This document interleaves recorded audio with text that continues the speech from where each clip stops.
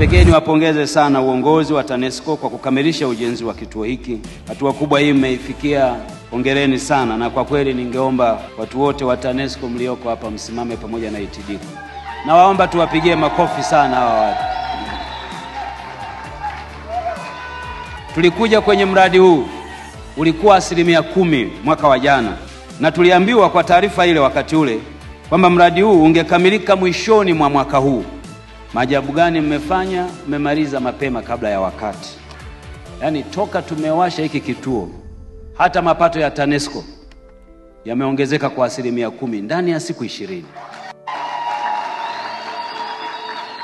TANESCO mmetupa heshima kubwa mno leo, na kwa kweli naomba niwashukuru sana sana.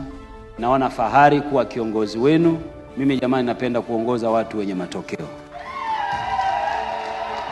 Hongereni sana, naomba mkae.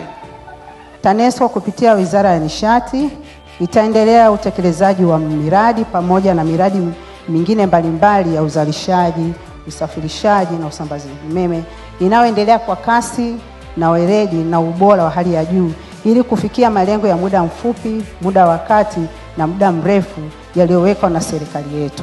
Kukamilika kwa mradi huu kunaendelea kuleta mageuzi makubwa ya kiuchumi na kijamii kwa wilaya ya Urambo na Kaliua na kuboresha viwango vya maisha ya wananchi katika wilaya hizi. Shirika linatoa shukrani nyingi sana kwa serikali ya Jamhuri ya Muungano wa Tanzania ikiongozwa na Mheshimiwa Rais wetu Dr. Samia Suluhu Hassan kwa kuendelea kutoa kipaumbele katika kutekeleza miradi mikubwa ya umeme itakayochochea ukuaji wa uchumi wa taifa letu.